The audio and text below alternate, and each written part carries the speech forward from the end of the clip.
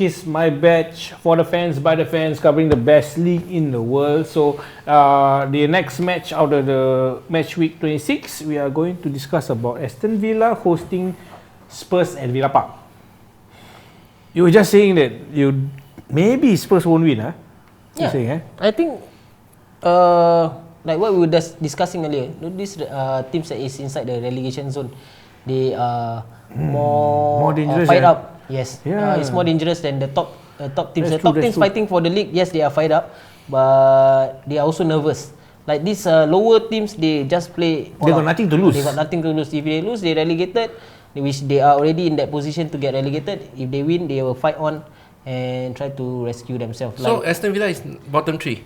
Aston Villa is 17, right? 17. 17, Just 1 point above. bottom 3 lah. Just 1 point above the. They are 1 point three. away from bottom 3. Oh yeah, bottom 4. Bottom 4, yes, correct. So in the last few games also hasn't been performing so well, and but Spurs also is up and down. Okay, they still has the main striker in Harry Kane, but the other game the Steven new Bergwijn. fella, the new Steven Bergwijn. That was a fantastic goal. He chest and volley in for his first game, but against Man City. If you see that game itself, they only start to attack when Zinchenko was sent off. Man City player was sent off. So it was mostly Man City, but they tried, but cannot go through. Even I think the penalty was safe. I think because they got Raheem Sterling and they got Aguero, they don't want to take the penalty because they have missed before. So they left it for Gundogan. And Gundogan also missed. So Lloris is back for Spurs. It's like they challenge each other. Who will miss the most? So it's like the first part of the season, it was a challenge being made by the Manchester United players. Okay, after Rashford and Pogba and Martial missing.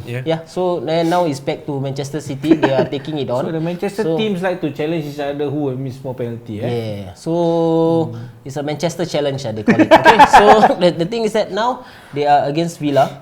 Even though both teams, Spurs away is not so superb lah, in my opinion. What I think is that Spurs will not win the game. They may not lose, but they will not win the game.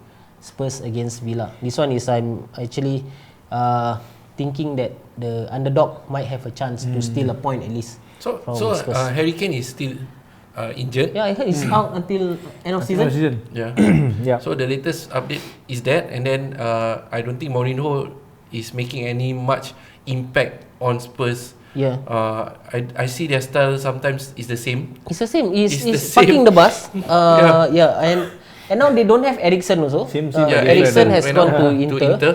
And Inter want to be an English Premier League team, even Conte, right? Conte was last time was Chelsea manager also, right? Then he went there.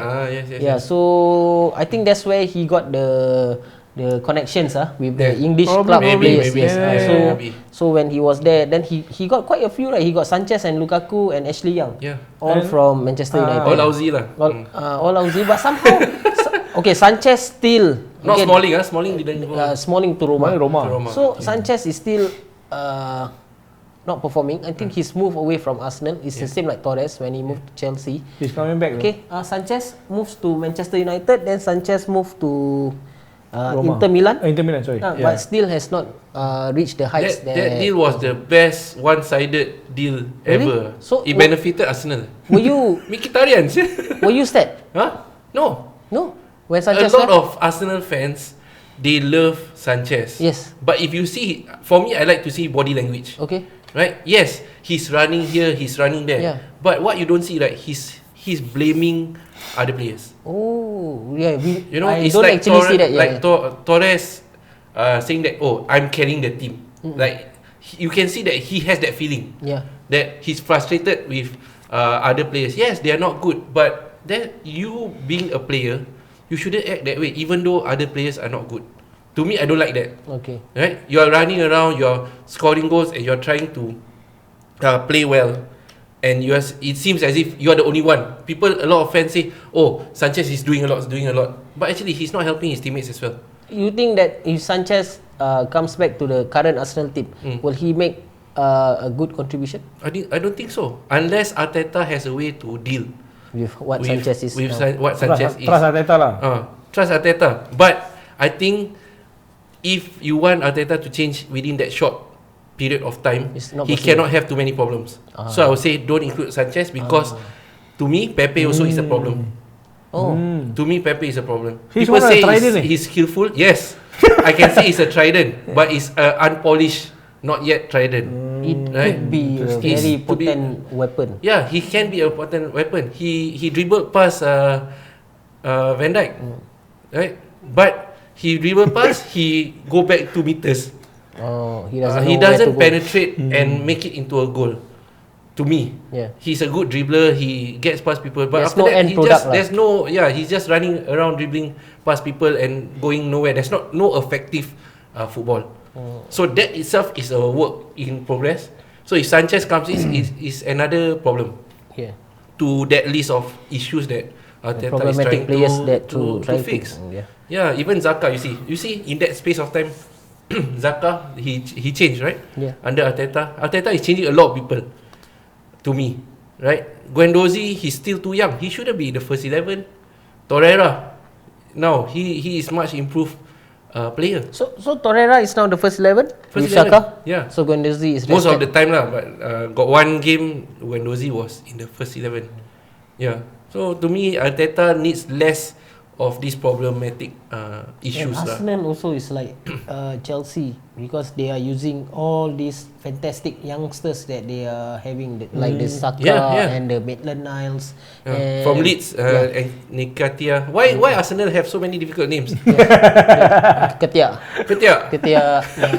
And Nketiah. Saka. I think Leeds. Martinelli is a bright spark inside. It's something to look forward to. When they were down, I think he's the only spark that was in the team. At first, the way that I think he is being pushed into the team is good lah, because starting off they put him in the League Cup, in the lower games first, and then he's making his name.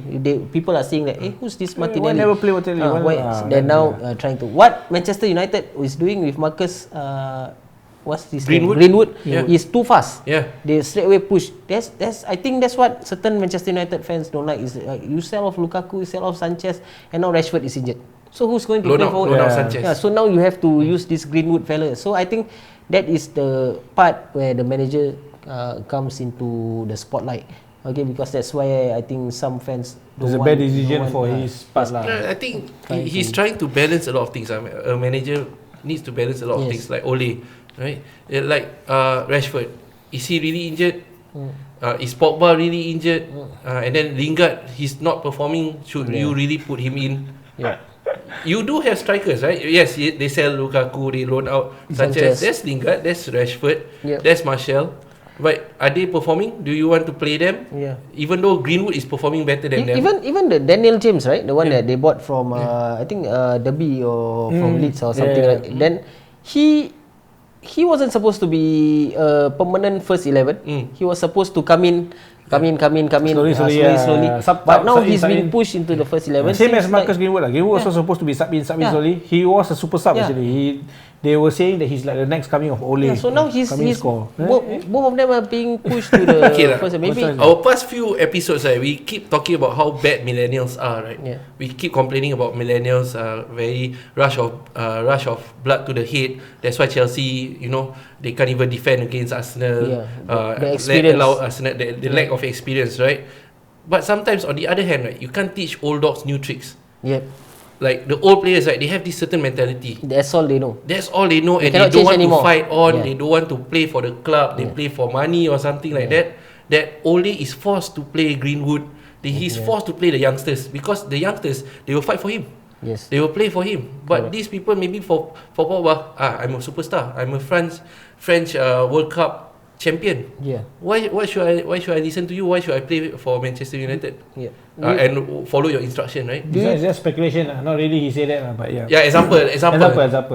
Just an example, right? Correct. But maybe these older, more veteran players may not be following what. Pogba is not really veteran. He's only mid-20s. Hey, come on. In terms of playing hours, and his experience with France and all that. Won the World Cup and stuff like that. He should have a greater responsibility to the team lah. Okay, to lead the young ones. Then now he's teaching them to dance, and it's horrible lah. Teaching them to dance, TikTok. Careful with TikTok. Stop that shit lah. This dancing all over Pogba and They were sharing that he has the leadership. He was trying to discuss in the room, the dressing room and all that. Okay, let's do this. They were sharing a few videos and all that previously lah when he was playing lah. But now it's because he's injured and the team is not performing. That's why he's in the spotlight. Because people are debating, will he make a difference or not? And he's injured, right? So he's in the spotlight because why? He's going here, he's going there, playing the. I don't know. I'm football. looking at it from Arsenal's point of view because Unai is saying now that he did better during that 1.5 seasons compared to Arteta, and then Arsenal was not in the top 5. He brought Arsenal to Europa final. He brought them into the top. Cannot top be 5. be compared now. I think now cannot be compared because Unai actually starts a season with the team. This Arteta is taking over the rubbish that Unai left. Correct, and trying to change. So Unai cannot be saying that his record to be compared with Arteta. Arteta's record should be seen when after the July transfer window, his own transfer window, his own players which he gets. Then we compare. Emery took over at the start of the season. He did not take over halfway through with the team languishing somewhere in mid-table. Okay, he starts off the season. But you guys are languishing in mid-table, right? When he took over. Who? He was Arteta, right? No, when Unai was taking not over. until 10 lah. But Emery starts off a 6, season, 7. right? He starts off a season. But Arteta is not given that privilege. He starts off when not say the ship is sinking, but water is seeping in. Okay, so he's rushing in. Rushing in. So with the dross, he's blocking all the holes. But he cannot repair the ship yet. It's to make it in into progress. So it's in progress. So he's now covering up all the holes and delivering it to the port first. At least one season lah. At least half a season until the end of the season. At the start of the season, that means the ship docked to the port and repaired everything. And I can say that there are a lot of player issues.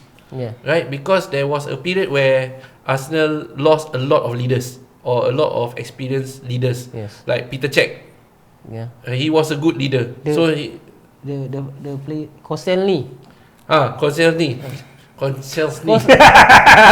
He left. He's a captain. That fellow rude lah. He left. Right? Take out the jersey like that. Shut up. But he's still a captain. He was still a captain. But I don't like him. He just because of that jersey incident, right? But they left, and then you get all these players who have no manager who comes in, can't even speak English, and trying to say no. Look. Follow this direction.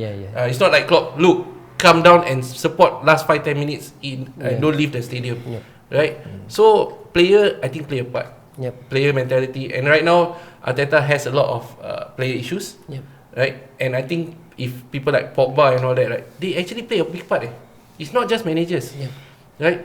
So they need these leaders in the squad as well. So if they are not playing their part, like Pogba and all that. I'm not saying that maybe there's something going on in the background. Then Ole has to play the youngsters. Because it's easier to guide the youngsters. Because they have the heart, they play for the manager. They want to prove themselves. Unfortunately, that's the balance. Maybe that's what is experience for that club. Correct. I think as one of our friends used to say, shout out to Suhaimi and Arsenal fan. He keeps saying that there might be a problem with Arsenal players itself and not just the manager, as what Ian has said, because we are not with them every day. All the time. Why is manager supporting Granit Xhaka? Every single manager, because he's the leader inside the dressing room. He's the leader inside training. He's chosen by the players. He's chosen by the players. So he has gone through what, like 3 managers? Arsene Wenger, Unai Emery. If you don't count Ljungberg lah. If you don't count Ljungberg and Arteta, he is still in the middle of the park doing the job. So that means something is right. Okay, like Henderson, people are trying to say that this one doesn't make it. England is using him. Kenny Dalglish using him. Brendan Rodgers using him. And now even Jurgen Klopp is using him. Like what Jan say, that players needs to stand up and be leaders. Okay, to guide the youngsters and all. I think for Liverpool itself, that's where I've said before that there's a lot of captains inside Liverpool because they are captains of their own respective countries and previous club. Like Virgil van Dijk and Mo Salah and Sadio Mane, they are the captain. Wijnaldum as well. No, Virgil van Dijk is the captain. So because Wijnaldum and him same country. Robertson himself, and I think a few others. So. Even the vice captain like Milner is showing his leadership in the youngsters, right? Yeah, when under 23 playing, he's showing the way as it is. I'm 35, 36, and I am in this shape. You youngsters can be, he's still the fittest in the team. So you cannot doubt say this fellow 36 years old, so you still want him. He's the fittest. He's proven it. He can play in any position. He doesn't care. He just wants to stay with the team. So that's what they were saying. What Jan says is true. You get players that can lead inside the team who have very, very strong mentalities. Like for me, Pogba is supposed to lead, but Pogba is a clown. So he's not. He's teaching, as I said just now, he's teaching people to dance instead of like this sort of thing. But that's the thing. Like a bloody clown. The youngsters in Manchester United themselves want to learn from him. That's the problem. Yes, because of social media. That's why the younger players nowadays is following the wrong things. You didn't get the idea when he did this. It's a celebration, but now nothing to celebrate.